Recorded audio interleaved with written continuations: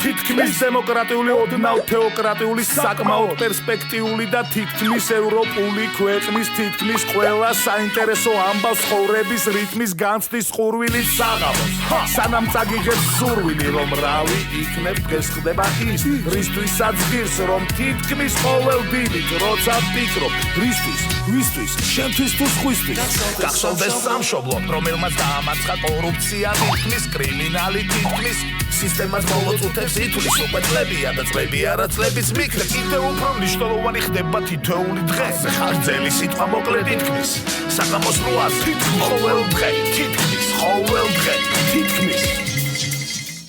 ჰეი გამარჯობა მეგობრებო თქვენ უყურებთ თითქმის ყოველ დღე მიშა მშვილდაძესთან დღეს 11 მარტია ორშაბათი 2019 წელი და დავიწყებთ ორი ამბით რომლებმაც შეიძლება დროში დაკარგულად გაგრძნობინოთ თავი პირველი ქართულ სამეფო ოჯახში დაპირისპირებაა და მეორე ქუთაისში საუკეთესო მორაგბეს ხმალი გადაეცა პრიზად ნუ ეს მეორე ამბავი არაა ძალიან საგანგაშო მშვიდი ხალხია მორაგბეები დასთავარია მოჭიდავეებს არაჩუქოთ ხოლმე ხმლები ამიტომაც პირველ ამბავს დაუბრუნდეთ და თუ გონიათ რომ მოგესმათ არამც და არამც საქართველოში მეფობის გაუქმებიდან 218 წლის შემდეგ სამეფო ოჯახში დიდი განხეთქილება. ბატონო. ანა ბაგრატიონ გრუზინსკი, დავით ბაგრატიონ მუხრანელს სამეფო ოჯახის სახელის უნებართო გამოყენებას ედავება. დედოფლის განცხადებით დავით ბაგრატიონ მუხრანელი უნებართოდ იყენებს დინასტიის ტიტულებს, ყიდის ორდენებს და იგონებს არარსებულ მეფეებს, რომელსაც შემდეგ მიაკუთვნებს საკუთარ გენეალოგიურ შტოს. ამ გვარად დედოფალი მეფეს ემუქრება და ეს ფრაზა 300 წლის მანძილზე პირველად ითქვა არასაჭადრაკო კონტექსტში. და თუ უკვე გრანდიოზული სამეფო კარის ინტრიგებით სავსე დაპირისპირება წარმოიდგენთ, მომიწევს რომ მიწაზე დაგიშვათ ქართველი მეფეების დავას საქალაქო სასამართლო გადაწყობს. და თუ სასამართლოს გადაწყვეტილებით მეფე ქართველთა, რანთა და კახთა და სომეხთა მეფისა და ყოვლისა აღმოსავლეთისა და შარვანშა და შაჰანშა უკმაყოფილო დარჩა, სააპელაციოში გაასაჩივრეს. აქამდე თუ მეფეებს აუწყებდნენ, მეფეო მტერი შემოგვესია. ახლა ყველაზე დიდ საფრთხედ მეფეო დედოფალი გვიჩივის იქცა. რაღაცნაირია, არ უხდება რა ტიტულს, ხო ხდები და დაანებეთ ამ მეფობანას თამაშთავი. აი ასეთი უცნაური ქვეყანა ვართ, მეგობრებო, მეფე და დედოფალი კონფლიქტს საქალაქო სასამართლოში აგვარებენ, ძიუდოისტებს კი პატრიარქი არიგებს.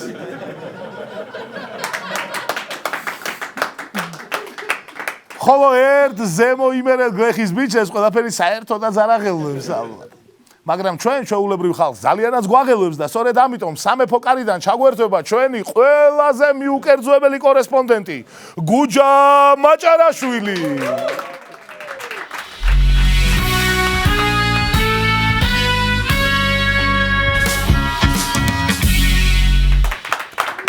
ჰეი გუჯა, რა ხდება სამეფო კარზე? გუჯას ნუ მეძახი, ისეთ სიტუაციაში ვარ, რომ ამირ სპასალარი დამიძახი მიშა. ამირ სპასალარო? რა ხდება სამეფო ოჯახში? ხო, სამწუხაროდ ჩემი თანამდებობა არ მაძლევს იმის საშუალებას, რომ ამ თემაზე ვისაუბრო. გუჯა, ნუ მაიმუნობ. გუჯა, გითხარი რა სიტყავს დედოფალი ანა მეფე დავითისგან სასამართლოში? ანა ბაგრატიონ გრუზინსკი დავით ბაგრატიონ მუხრანელს ეუბნება, რომ ნამდვილი ბაგრატიონები ჩვენ ვართ, შენ არაო. ამან რო თქვას, კიო, აი ყველაფერი მოგვარდება და არც არაფერი არ იცვლება, მაგრამ არა ბატონო. აბა თავად მეფე რას აპირებს? მეფე ჯარს კრებს კახეთში და ფშავში და ერთგულ თავადებს აფიცებს. მართლა? რა თქმა უნდა არა მიშა, ადვოკატებს აგროვებს და რავი პოსტებს ბუსტავს 21 საუკუნე მეტი რა უნდა ქნას. გუჯა, ისი ამ მომენტისთვის ოფიციალურად მეფე გვყავს თუ არა? გვყავს ოღონდ თუ აქციზო მიშა. რაღაც სიგიჟეებს ამბობ ეხლა. რაც აქ ხდება ხო რას ამბობ ნორმალურია. საინტერესო ამ ყველაფერზე თავადაზნაურობის აზრი როგორია გუჯა? ორად არის აზრი გაყოფილი, ერთი ნაწილი ანა ბაგრატიონ გრუზინსკის უჭერს მხარს მიშა და მეორე ნაწილი დავით ბაგრატიონს ალბათ. არა, მეორე ნაწილი ხვდება რომ რა დროს მეფე დედოფალია თუ ჩემი ძმა ხარო რა. გუჯა, ქართულ სამეფო დაძაბულობას დიდი ბრიტანეთის დედოფალი ხომ არ გამოხმაურებია? დედოფალი არა.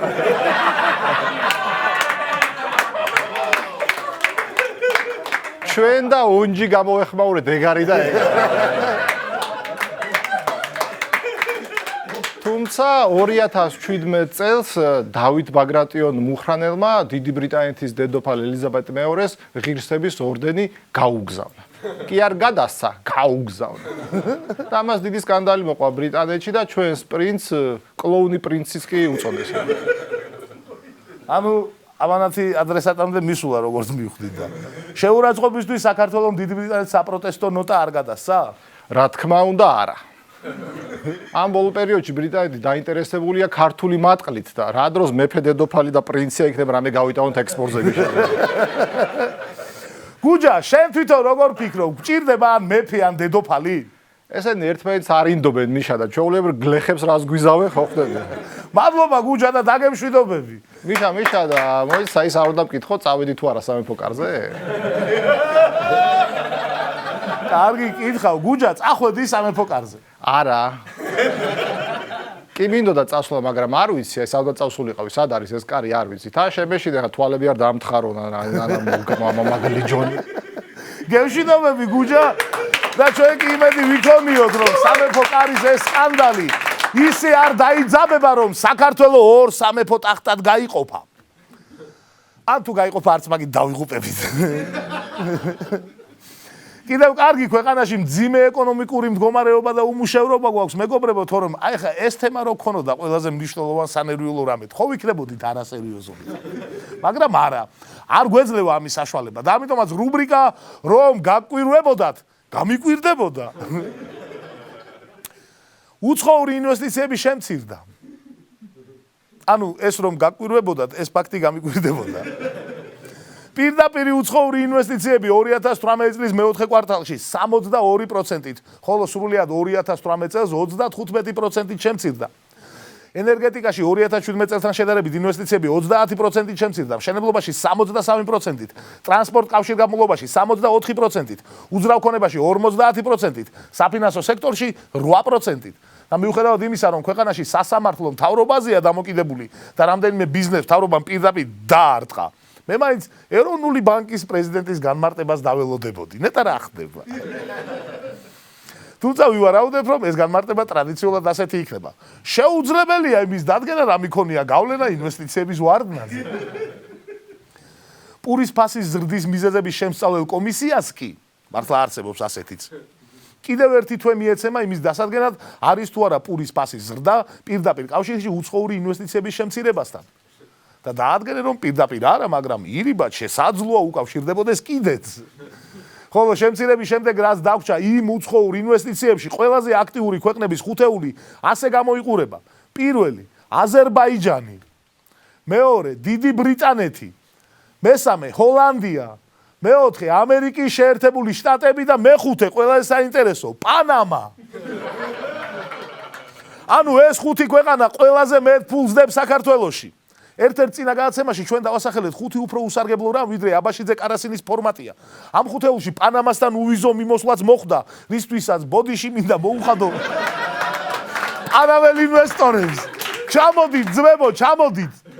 თავის გასამართლებლად შემიძლია ვთქვა, რომ აბაშიძე კარასინის ფორმატზე კარგი წარმოდგენა არასოდეს მქონია, მაგრამ 12,000 კილომეტრი დაშორებულ ოკეანის მიღმა მდებარე სახელმწიფოსთან უვიზო რეჟიმზე უფრო უსარგებლო თუ იქნებოდა, ნამდვილად არ გვეგონა. ხოდა, აქედან გამომდინარე, მგონია, რომ ქვეყანა, რომელიც საქართველოში ინვესტორ სახელმწიფოთა ხუთეულშია, იმსახურებს, რომ უფრო ახლოს გავიცნოთ. მაშასე, ხუთი საინტერესო ფაქტი პანამაზე. პანამა არც ევროპაა და არც აზია, ისევე როგორც ჩვენ. პანამა ჩვენსავით სატრანზიტო ქვეყანაა. ოღონდ ძალიან სატრანზიტო ქვეყანაა, რადგან წყნარ და ატლანტის ოკეანეებსაც აკავშირებს ერთმანეთთან და ჩრდილოეთ და სამხრეთ ამერიკის კონტინენტებსაც. პანამის მოსახლეობის ნახევარი დედაქალაქში ცხოვრობს, ისე როგორც ჩვენთან. იმათ თბილისს პანამა სიტი ქვია.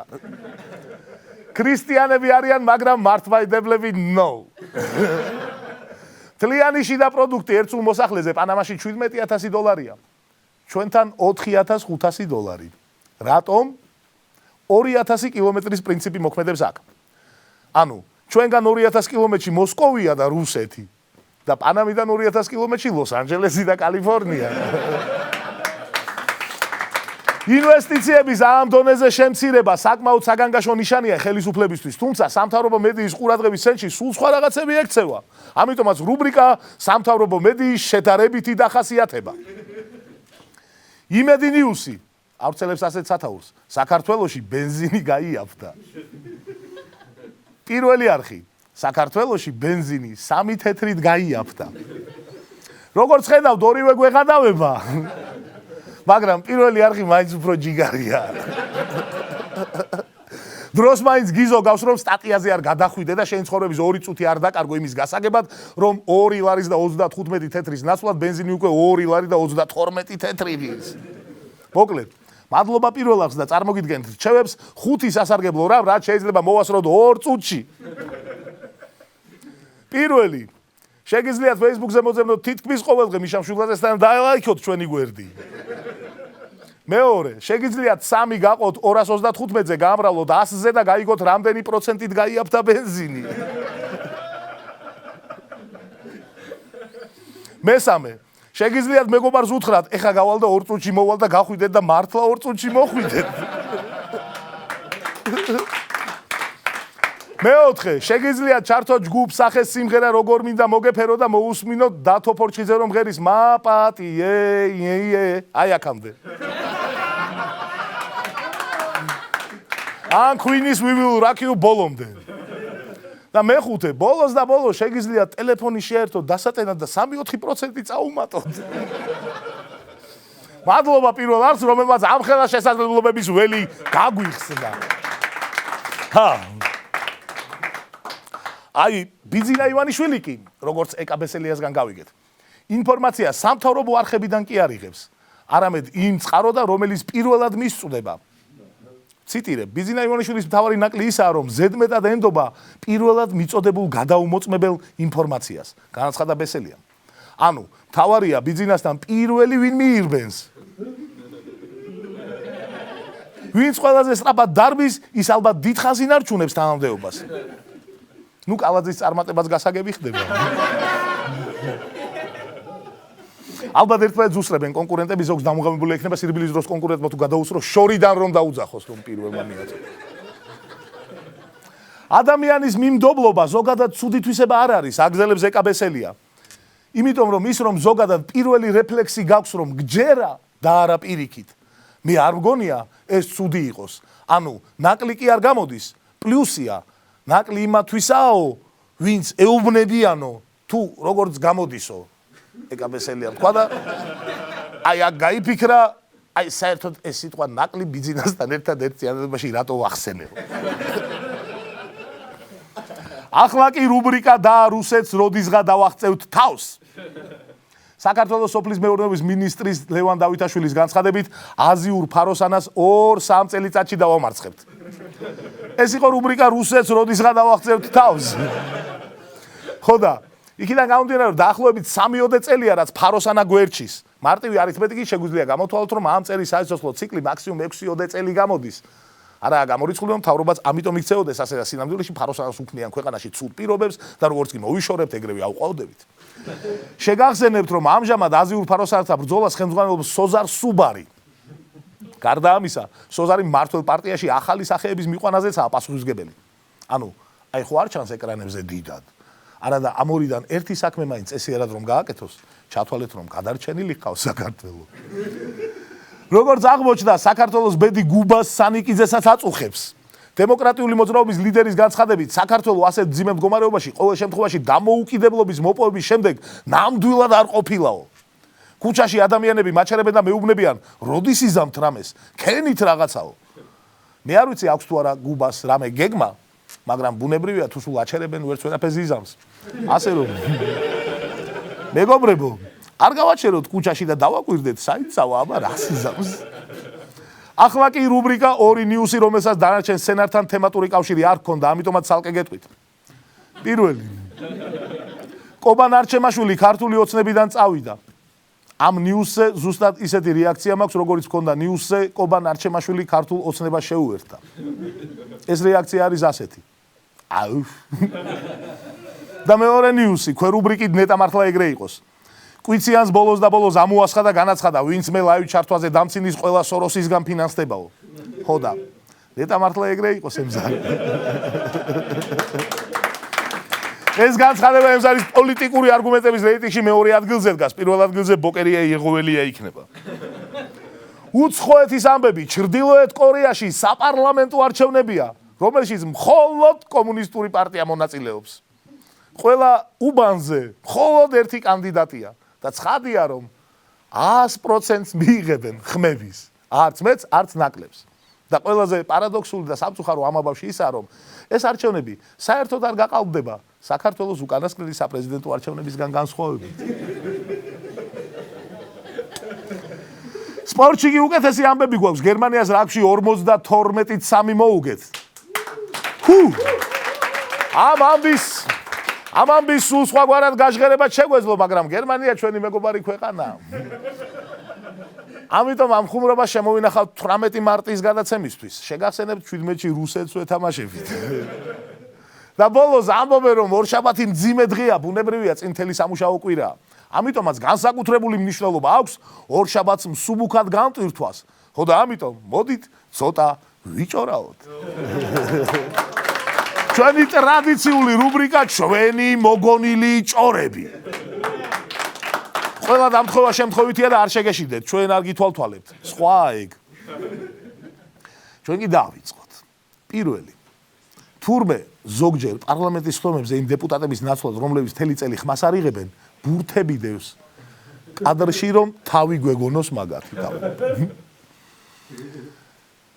თურმე ირმა ინაშვილი ვეგეტარიანელია, მაგრამ ნადირობა მაინც უყვარს. თურმე დავით უსუფაშვილს შეუძლია ისე ილაპარაკოს, რომ პირი არ გააღოს. და ბიძინას თუ რამე არ მოწონდა, მერე ესე ეუბნებოდა მე არ მithქვამს. მაგრამ ბიძინა მაინც გამოიჭირა ბოლოს თურმე და ეგ იყო და ეგა.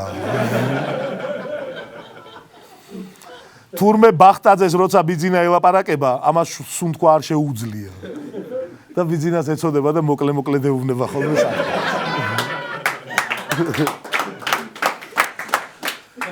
თურმე ნიკამელია ქერა.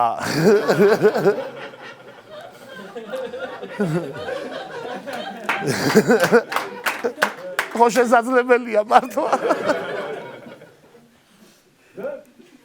შემდეგ. თურმე სოზარ სუბარს ახალი წლების მერე არ დაულევია. ეს მნიშვნელოვანი ჭორია. სააკაშვილს თურმე აღარ უნდა საქართველოს პრეზიდენტობა. რამე მინისტრობა უნდა თურმე, ნებისმიერ. თურმე ნუკრი ხანთარია სიგარეტს რომ ყიდულობს, მთავრობას აგინებს ხოლმე. მე ახსენდება რომ თვითონ არის მთავრობა რცხვენია და ძაღლს უწყებს ჩხუბს მოგონილი მიზეზით.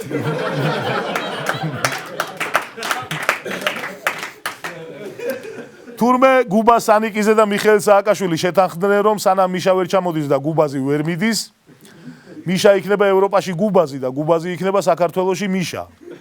დააკვირდით, გუბაზი საქართველოში რევოლუციას ხოდავს და მიშა ევროპაში საკუთარ გენეალოგიას იკვლევს. თურმე დავით ბაქრაძე ძალიან რომ ბრაზდება, მაშინაც ზუსტად ისეთივე სახი აქვს, როგორიც საარჩევნო პლაკატებზე.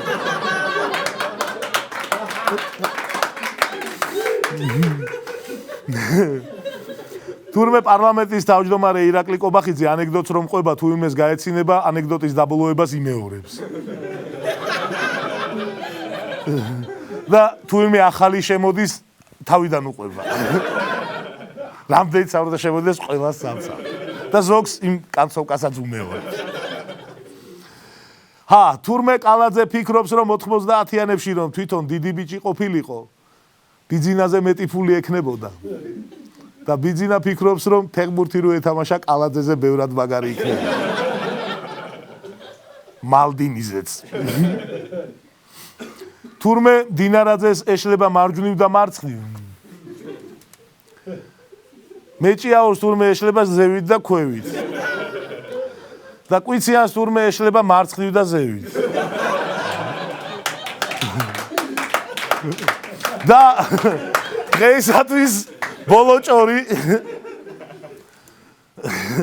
შინაგან საქმეთა მინისტრ გიორგი გახარიას ქონია თურმე ასეთი უნარი რა რომ სოფელში ქათამს რომ მისდევს დასაჭერად ზუსტად იმეორებს ქათმის სირბილის ტრაექტორიას რა და ბოლო მომენტში კუთხეს უჭრის და იჭერს დღეისათვის ეს იყო მეგობრებო შევხვდებით ერთმანეთს ხვალ მესამეს პირდაპირ ეთერში 20-20-ზე ხვალამდე ჰეი თითქმის დემოკრატიული ოდნავ თეოკრატიული საკმაოდ პერსპექტიული და თითქმის ევროპული ქვეყნის თითქმის ყველა საინტერესო ამბავს ცხოვრების რიტმის განცდის ხურვილი საღამოს სანამ წაგიგებს სურვილი რომ რავი იქნებ დღეს ხდება ის რისთვისაც ღირს რომ თითქმის ყოველ დილით როცა ვფიქრობ ვისთვის შენთვის თუ სხვისთვის გახსოვდეს სამშობლოდ რომელმაც დაამარცხა კორუფცია თითქმის კრიმინალი თითქმის სისტემას მოვაწუთებს ითulis უკვე წლებია და წლები არა წლების მიქრე კიდევ უფრო მნიშვნელოვანი ხდება თითოეული დღე ხარჯელი სიტყვა მოკლედ ითქმის საღამოს როას თითქმის ყოველ დღე თითქმის